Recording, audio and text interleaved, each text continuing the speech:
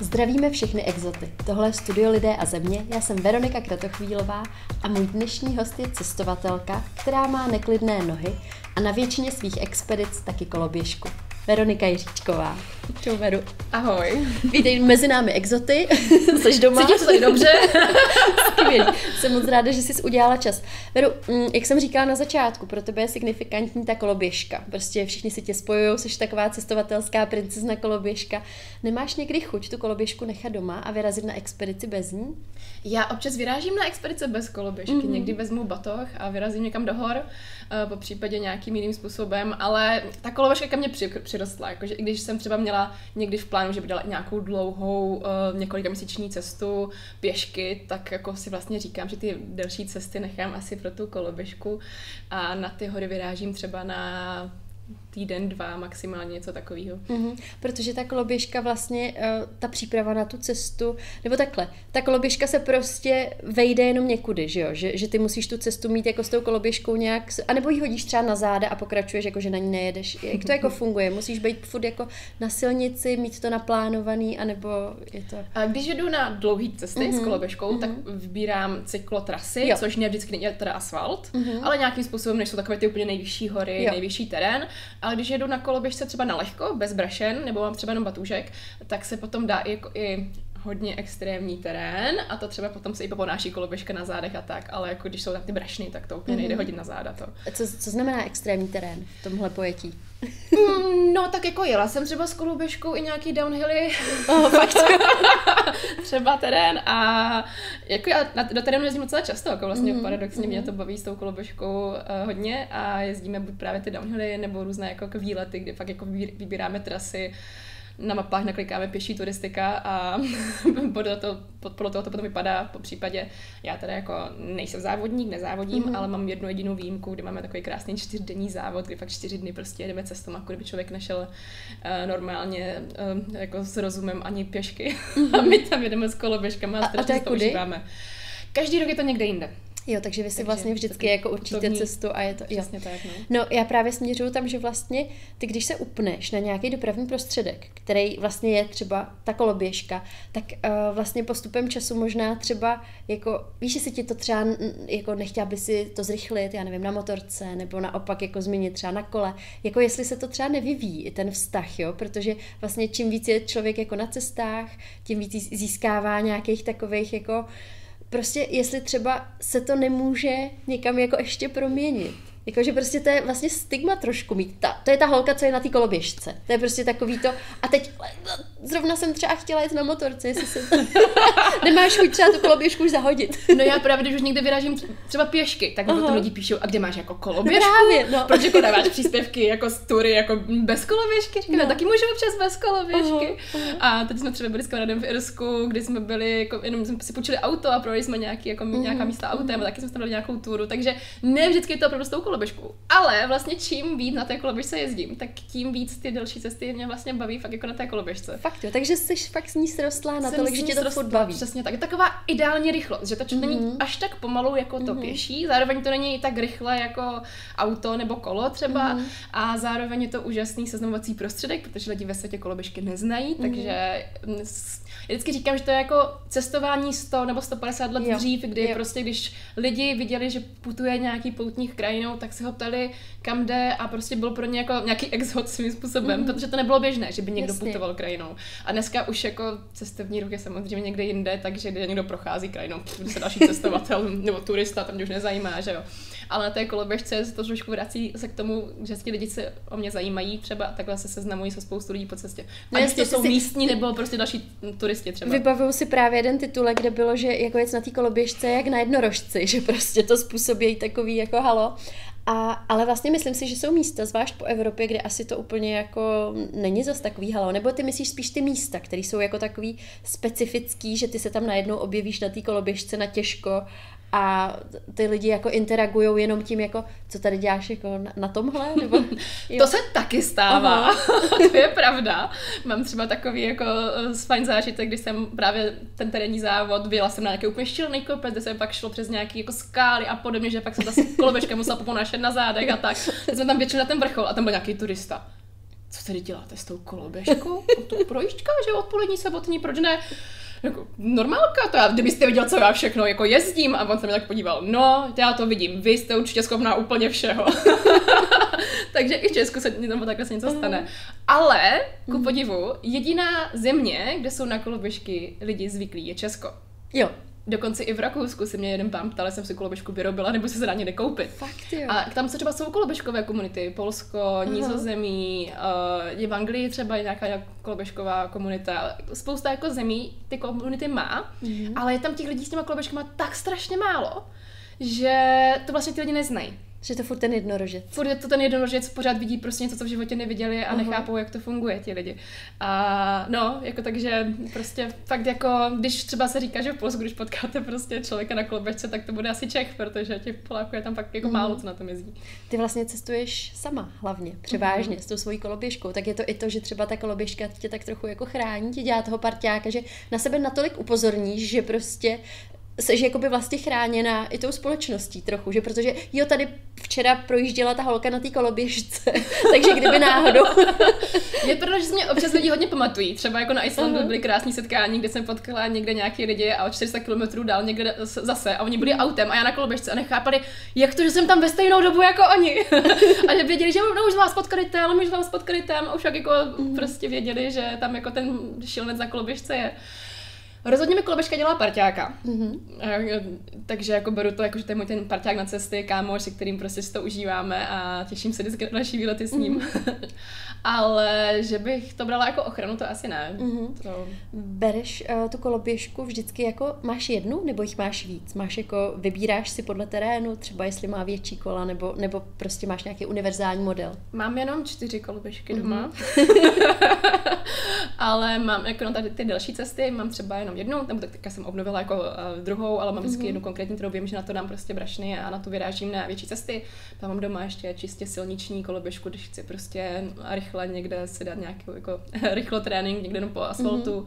Pak mám zase extrémně terénní koloběžku, kterou potom beru právě třeba na ty downhilly a podobně. Říkala jsi rychlo trénink, trénuješ? Jako potřebuješ fyzičku vlastně před nějakým tím tvým výkonem, kdy prostě si řekneš, jdu tady na expedici, prostě projedu tady přesně třeba Irsko nebo Island, jako na koloběžce. Chce to nějakou fyzickou zdatnost, nebo tu koloběžku může osedlat kdokoliv? V podstatě může osedlat kdokoliv. Ten, kdo jenom nemá ten trénink, tak potom jako neujde třeba tolik kilometrů na začátku a bude třeba si dávat víc pauz, jako nějaký úplně dny volna, ale rozhodně jako je lepší, když člověk je nějakým způsobem rozjetý, tak potom se to víc užije, protože méně trpí a víc si to užívá. Ale já třeba jako přímo záměrně netrénuju, že bych se řekla, tak teďka jdu na expedici, tak teďka budu každý tréninkový plán si udělám, každý týden pojedu tolikrát tolik kilometrů, to ne. To spíš jako já trénuji jenom tím, že mě to baví a že prostě jako si jezdím na výlety. Střídáš nohy? Nejčastější otázka na koloběžkách. Jako to je prostě, chápu. Střídám nohy. Každý střídá nohy, to nejde bez střídání nohou, protože ta noha, co vlastně stojí na té koloběžce, tak ta maká, protože ona dřepuje celou dobu. No a zkusit dřepovat celý den na jedné noze. No a stopuješ si to třeba, hele, teď už jsem měla 2 hodiny na pravý, potřebuji vyměnit. Ne, ono to po pár odrazech, jakože říká třeba každý 10 odrazů, ale ono to je hodně individuální, hodně záleží na terénu, na sklonu cesty a všechno. No, protože tu jednu nohu máš takovou jako přirozeně, ne, jako takovou, na který by si přirozeně stála. Teď úplně představuji, jak bych si stoupala na koloběžku, že bych asi stála na pravý a odrážela se levou. A ta druhá by byla taková pro mě jako méně přirozená, tak jestli víš, jakože... Pak je to jako 50-50, pak se to střídá, protože když člověk jako jede, tak opravdu ta noha zabíraná, která nastojí. Jasně. Když třeba ale jedu z kopce, tak tam mám přirozeně, že si třeba mám jako větší váhu na levé noze, jestli tam jako víc jako stojím, nebo po případě, když jako potřebuju používat jednu ruku, že třeba za jízdy točím něco mobilem a podobně, tak to potom taky většinou stojím na levé noze. Ale na tu jízdu to fakt jako vychází 50 na 50. Je velký rozdíl asi, když jsi naložená, že jo, plně, než když jako máš jenom lehkej. S těma brašnama je to vlastně stabilnější ta jízda. Stabilnější? Je to těžší, je to posilka větší, ale má to taky jako větší balans. Potom vždycky spíš bývá jako pro mě docela masakr, když si brašny sundám a jdu někam na lehko po těch prvních pár kilometrů, než si zvyknu na to, že to je takové jako všechno vratčejší. No a naopak, když tam ty brašny dám, tak se zase každý ten odraz je větší námaha, takže je to docela sranda střídat. Ty vlastně koloběžku si sebou vozíš jakože asi i přelety, že jenom máš prostě to sportovní zavazadlo, že jo, nebo takový to nadměrečný, že to není sportovní nějaký vybavení, takhle. A není to tak, že by si ji někde třeba půjčila, prostě random. Oni tím, že jako ty koloběžky v tom světě nejsou, tak se dají jiní půjčit, takže beru si vždycky svoji.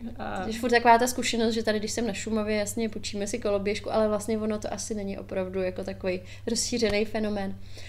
Takže ty se tam zbalíš úplně, abys byla soběstačná. Máš tam teda stan, všechno a vyrážíš. A ty země, kam jezdíš, tak si vybíráš podle toho, aby byly season, anebo prostě kam tě to tahne, tak tam jedeš a zkusíš s sebou koloběžku. Kam mě to táhne a prostě vím, že to chci proputovat na té koloběžce. Jo. Třeba jako moje první expedice byla Island a to není jako určitě ideální, jak to říct, destinace na koloběžkování. No, jasně, vítr je šílený, terén většinou jako málo asfaltu. Zima, takže jako není to úplně taková ta koloběžkářská nebo cyklistická destinace číslo 1, takže na tom je třeba vidět, že si fakt nevybírám destinace podle toho, jak moc je to sízný pro koloběžku, prostě tam, kam chci, tam jedu a jak dlouho ty expedice dopředu připravuješ? Jsi jakoby takovej ten puntičkář, anebo prostě máš jako spontánní nápad, hele, bych na jaře vyrazila, tak si koupíš tu letenku a pak až se to nějak jako vyvrbí? Záleží. Některé ty cesty je potřeba plánovat víc dopředu, třeba když jsou potřeba víza, jako třeba co jsem byla na Kubě, tak tam se museli pár měsíců dopředu řešit letenky, víza a očkování a všechny ty věci. Ale na druhou stranu spoustu těch jako jiných expedic, třeba Irsko bylo prostě, tak já teďka mám najednou 2 měsíce volna, za týden mi to začíná, tak podívám se, koupuju letenku a za týden odlítám prostě do Irska a tam prostě měsíc a půl koloběžkuju. Vlastně když jsi v nějaký té zemi bez jakýhokoliv dopravního prostředku, tak jsi nelimitovaná. Vlastně tvoje nohy tě donesou kamkoliv chceš, do kopce s kopce terénem, ale ta koloběžka přece jenom asi vyžaduje držet se nějaký linie, třeba cyklostezek, nebo... No na to není vlastně tak nějak omezující, protože jako já si většinou si vyberu nějakou cyklotrasu, když tam je ta možnost, třeba přes Jirsko, tam je Eurovelo 1, takže jsem následovala tu cyklotrasu, nemusela jsem moc řešit, kudy jet, kudy nejet, jenom jsem si tam přidávala nějaké jako zajížďky na to, co jsem chtěla vidět, co jsem potřebovala navíc mimo tu trasu. Na Kubě třeba jako cyklotrasy žádné nejsou, že jo, takže tam to bylo prostě potřebujeme přejet z východu na západ a vidět ty věci po cestě, co jsme chtěli. Takže plánuji spíš tady takovým jako způsobem, ale rozhodně to není nějakým způsobem omezující. A když přijedu k něčemu, kam se s koloběžkou naloženou braštěma nedá dostat, tak koloběžku někde nechám, vyrazím si třeba na kopec pěšky a tak to nakombinuju. Jako většinu těch cest jsem vlastně kombinovala i spíš turistikou. Vlastně ty jsi, jak jsem říkala na začátku, spíš jako cestovatel samotář, nejezdíš jako v nějaký partě cestovatelský, ani vlastně v tom tandemu, že ti jako víc vyhovuje být sama za sebe a vlastně být v té interakci s místňákama. Zároveň spíš dost často na divoko. A mě by jako zajímalo, to je otázka, kterou asi dostáváš často, vidět jako ta holka, jestli se jako nebojíš a jestli máš nějaký jako prostě špatné zkušenosti, třeba z přespávání někde jako na divoko, nebo ty destinace zase vybíráš tak pečlivě, aby prostě to místo bylo bezpečné. Jak tohle je? Jak moc riskuješ? Neriskuju. Nemyslím si, že nějak jako riskuju, že když jedu někde sama, tak vím, že jedu po cestách, kde třeba aspoň jednou za den někdo projede, což pro někoho už možná riskování, jasně, ale beru to tak, že se snažím vždycky jako nedělat blbosti, nejít někam, kde vím, že můžu umřít, nebo kde prostě budu spadnout ze srázu a nikdy mě nikdo nenajde. Takže trošičku jako to tomu uspůsobuju. Na druhou stranu, ono, jako když člověk dodržuje nějaký základní pravidla bezpečnosti, tak mi to nepřijde, že by člověk riskoval, i když jede někde sám. A teď jsem trochu zapomněla otázku v průběhu odpovídání. Jestli jako vlastně, když jsi sama holka, tak jsi jako daleko zranitelnější, než když je sám cestovatel. Jestli se nebojím nebo jestli prostě nemáš nějakou třeba zkušenost takovou jako horší. A nemyslím tím jenom, že ti přijde ke stanu jako liška, ale takový to víš, jako prostě žena ve světě je trošku víc ohrožená. Pořád. Nikdy jsem neměla žádný případ, že bych se cítila nějakým způsobem ohrožená. Mám pár takových zážitků, kdy mi třeba čmuchalo divoký prase hned u stanu a nechtělo se zahnat žádným tleskáním a podobně, ale to, kdybych tam byla s někým, tak to nepomůže. Akorát se bojíme v tu chvíli 2 a ne 1, že jo. A nejnebezpečnější to po cestě bývá jsou třeba jako ti lidi, ale nikdy jsem neměla nějaký fakt jako pocit, že bych byla nějak přímo ohrožená. Ty vlastně, když jsi na tom místě, tak s těma místňákama třeba interaguješ a ty jim říkáš, jo, já půjdu tamhle na kopec si lehnout, nebo radši si to všechno tak jako, víš, abys právě neměla takový ty pronásledovatele, abys těm, teďko mířím tam, abys třeba dala doporučení holkám, který chtějí sami vyrazit, prostě trekovat někam. Tak většinou úplně neříkám jako právě moc plány, a i když během té cesty vždycky sdílím deníkovou formou na sociální sítě tu svoji cestu, tak většinou to mám třeba 3-4 dny pospátku, aby nikdo ani nevěděl, kdyby zrovna tuto chvíli jsem. Takže to je taky jako z těch bezpečnostních důvodů asi docela dobrý dělat, protože když náhodou potom někdo, tak tě nemůže vystopovat, že jo? No jasně. Spousta cestovatelů tohle miluje, být vlastně sami v kontaktu se sebou, s tou přírodou, ale spousta lidí, kteří možná se budou i teď dívat, tak si dávají tu otázku, proč jezdíš jako sama, co tam jako děláš, když to nemáš s kým hned jako sdílet a co děláš, když si nemáš s kým povídat a co děláš večer hlavně potom v tom stanu jako. Ne, právě nejlepší jezdit sama, jako protože je, jako, já i ráda cestuju s někým, aby to nevyznělo, že jako jedině sama jsem strašný sabotář, introvert a nechci se vůbec bavit s lidma, to ne, já občas i vyrazím na nějaké cesty s nějakou partou lidí a je to super, užívám si to taky, ale myslím si, že aspoň jednou za rok třeba je skvělý vyrazit někde fakt jako sama, bez žádného parťáka, bez ničeho, protože člověk se konečně může naladit na sebe v tom každodenním životě, když jsme pořád obklopení ať už lidmi nebo podněty, nebo něčím, že se dělá. A když už se nic nedělá, tak se aspoň vezme ten mobil nebo knížka do ruky a pořád člověk vlastně odebírá pozornost od sebe. A tohle je vždycky pro mě skvělá příležitost, jak se právě nalatit sama na sebe a nechat ty myšlenky těch pár týdnů, měsíců fakt plynout, kam potřebují. A je to strašně osvobozující, odpočinkové. Když jsem vlastně byla poprvé ten měsíc na Islandu sama, tak já jsem se vrátila sice trochu fyzicky vyčerpaná, přece jenom to byla první expedice, neměla jsem vůbec netrénováno, to počasí tam bylo docela drsné, ale já jsem byla psychicky tak strašně odpočinutá. Právě, že jsem poprvé v životě byla takhle sama dlouho někde na cestě a od té doby to praktikuju, že každý rok prostě aspoň, i kdyby nevyšla další expedice, tak aspoň nějaká krátká. A kdy je pro tebe ten časový předěl, kdy vlastně ty se dostaneš právě do takového toho modu, že jsi tam na tom místě. Kolik dní ti to trvá? Protože vlastně, když někdo někam odjede na týden, to není ono, že jo? Že potřebujeme. No. A já jsem si, když jsem byla na tom Islandu, tak jsem si všimla, že po 2 týdnech mi přešel mód dovolená na mód expedice. Jo. Že už jsem byla v takovém tom flow, už jsem prostě byla v tom nastavení mysli, který jako člověk vlastně chce. Ale tím, jak já jsem už na to zvykla a jezdím docela často, tak teďka už si všímám, že mi někdy stačí třeba jenom 1 den. A už jsem potom další 2 dny tady v té flow, že když třeba jenom vyrazím prostě jenom tady v Česku na hory s batohem na zádech, tak už první večer cítím, že už jsem v tom stavu, kdy vlastně bych předtím byla za 2 týdny, takže pokud někdo chce vyrazit takhle poprvé, tak je to asi opravdu minimálně 2 až 3 týdny a víc, aby se člověk do toho dostal a nějaký čas tam i strávil v tom flow, ale čím častěji se potom jezdí, tak tím rychleji se do toho dostane. Nějaký úplně základní vybavení, když takhle jedeš kamkoliv, přizpůsobuješ to určitě té dané zemi, ale máš něco takový prostě must have, co vozíš na každou tu cestu, teda kromě koloběžky. Koloběžka samozřejmě. Nikdy nejezdím bez ukulele, asi, teda kromě první cesty, to jsem ještě na ukulele hrát neuměla, takže to jsem potom až asi od 3. cesty začala jezdit z ukulele, to je skvělý nástroj na zabavení se. A když třeba v tom večer ve stanu nebo během obědové pauzy, když mám nějaké krásné místo, třeba na pláži, tak si vytáhnu potom ukulele, zahraju si, to je skvělý. Sama pro sebe, prostě jenom, že máš radost. Jo, přesně tak. To vždycky nějakou knížku mám sebou. A potom, takový to základní vybavení, to asi nemusím říkat. Jasně. To jsou asi takové věci, co jsou jako jediný navíc. No. Ty vlastně tou hrou na ukulele uvádíš často i svoje cestovatelské přednášky a já si říkám, nezahrála bys nám tady kousek? Ať se tak jako naladíme. Písničku.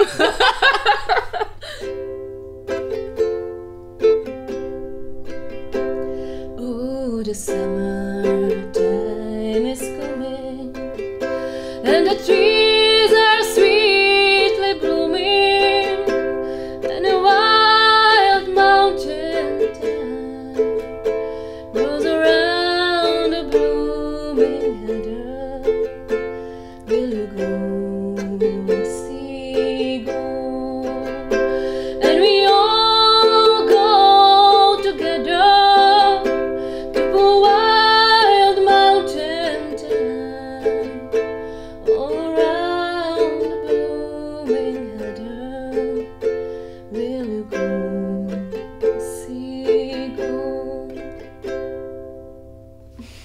Takže vedu si takhle prostě, někde sedíš na útesu, hraješ si na ukulele, máš zezadu opřednou koloběžku a takhle ti lidi můžou jako občas vidět ve tvém přirozeném prostředí. Přesně tebe přirozené prostředí. To je skvělý. Ty jsi vlastně takový jako člověk, který si rád užívá ten okamžik tady a teď, že jo? Rozhodně. Spousta lidí tohle právě neumí, že furt jako vlastně těkají a když už někde jsou, tak hlavně, aby to zachytili, aby jako to mohli sdílet třeba i přes sociální sítě nebo z toho něco jako přinesli. Jak ty odděluješ tyhle vlastně, aby si právě v té přítomnosti dokázala být? Já jsem se třeba naučila takový systém, že když přijdu nějaký místo, který je krásný a potřebuji ho nafotit, natočit, tak já jako první, co udělám, že ten mobil nebo ten foťák, nafotím, natočím, udělám takovou tu práci a pak to celý jako pak schovám a jenom si už užívám to místo a strávím tam vždycky nějakou tu dobu navíc právě, abych si to užila i těma svými očima, nejenom přes ty foťáky a mobily a podobně. Píšeš si deník, rekapituluješ si dny, abys to nezapomněla. Ten deník píšu, nebo jako donutím se ho napsat právě tím, že sdílím deníkovou formou i ty příspěvky vždycky, když jsem na té cestě, což mě nutí si to napsat. A je to určitě skvělá věc, protože potom na základě toho se k tomu jako vracím, vytvářím ty přednášky a nezapomenu na nic důležitého. Stává se ti, že třeba po přednášce nebo právě na základě sdílení těch tvých zážitků ti lidi jako volají a říkají, Veru, mohla bys mi jako tady dát nějaký rady na cestu, jo? Jako inspiruješ. Jo, ozývají se lidi hodně. A máš z toho jako radost? A nebo tě naopak jako si říkáš, že tohle místo zrovna jsem si možná měla nechat pro sebe, aby tam nebyly ty jako další turisti?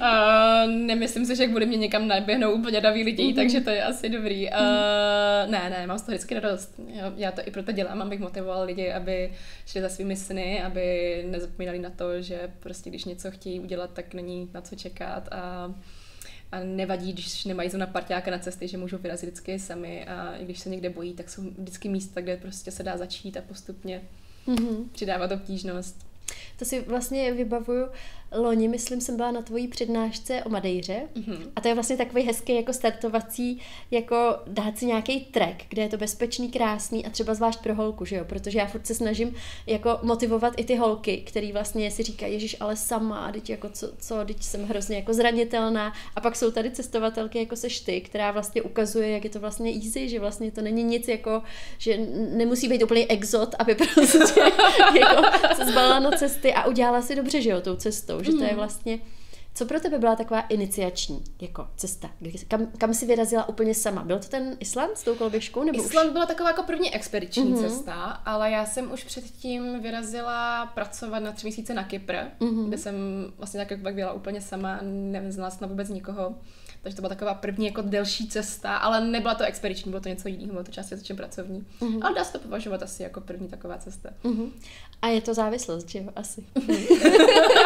Je to hrozný, je prokletí, člověk to jednou okusí a pak už mu to chybí ten pocit té naprosté svobody a volnosti a radosti doma. A to jako já si myslím, že jsem člověk, který si užívá každodenní život a mám ho docela dost svobodný, ale stejně na té cestě je to něco úplně jiného. Jaká byla tvoje největší exotická cesta? Jako, když takhle bys řekla, nemusí to být jako do exotiky, ale taková jako prostě jako objevná, jako zvláštní, nebo no. To asi byla ta Kuba, bych řekla. Ono to teda exoticky, jako, že to je jasně, vzdálený, jasně, ten systém, jaký tam je úplně jiný, lidi, jak co úplně jinak fungují. Tam jsi byla loni, viď, na Kubě? V podstatě ještě letos, od prosince do února 3 měsíce, nebo 2,5 měsíce. A tam byl pro mě velký šok a ta exotika, to, že vlastně tam třeba byly problémy s věcmi, které mě nenapadlo, že ještě v dnešní době turista, cestovatel může mít problémy a to je třeba jídlo. Jasně. Tam pořád řešili to, že jsme neměli jídlo, když jsme byli mimo velká města, mimo turistické oblasti. Pak jako byly dny, kdy jsme prostě jako neměli co jíst a jedli jsme tam jenom sušenky a podobně. Taky znám ty dny, kdy jsem jedla jenom buráky, ale jo, takže tam jste to zažili, prostě takový to, že jste si špatně rozplánovali. Ne, to nebylo o plánování, tam prostě nebylo. Jo, prostě tam nebylo jako tam vyjedíno. V obchodech obecně nic není, jako, tak jako se nedá moc jako co koupit. Pečivo i místní mají pečivo jen výjimečně, takže pro turisty málo kdy bylo jako takový to pečivo, navíc co si i turista může koupit. Restaurace mimo ty velký a turistické místa zase jako často nejsou, protože jídlo v restauraci pro místního je prostě strašně drahý, když má jako místňák měsíční výplatu 500 korun na naše a to jídlo tam v těch levnějších restauracích stojí 100, tak oni úplně nechodí moc do restaurací, proto jich tam potom není tolik a fakt jsme jako prostě měli jako týdny, kdy pak bylo prostě těžký sehnat jídlo a nebylo to, protože jsme něco špatně rozplánovali.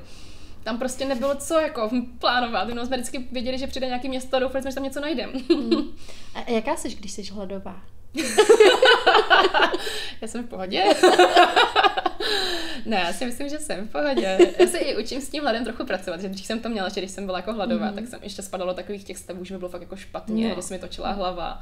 A teďka jsem začala držet přerušovaný půst, půlpůsty, takový to, že si 16 hodin bez jídla a jednou začala se snažit dát i 24 hodin půst a to mi pomáhá s tím, že potom, když jsem na těch cestách a to jídlo třeba fakt není, že to dokážu zvládat, že to tělo už dokáže fungovat. Jo, že to jídlo není to téma, že jo, protože často vlastně jako člověk jde a už si říká, ježiš, a až teď dojdu, tak si dám prostě ten gulášek. A no to ne, to jídlo, to jako je pořád to téma. Jakože já už jsem potom na té Kubě, bylo 2,5 měsíce, fakt jako, až na ty výjimky, jako to jídlo bylo pořád jako problém, každý den, tak já už jsem potom ke konci, jako fakt nemluvila a nemyslela na nic jiného než na jídlo, to bylo jako pořád, jenom jídlo a dám si potom, až se vrátím, tak si dám tam tohle.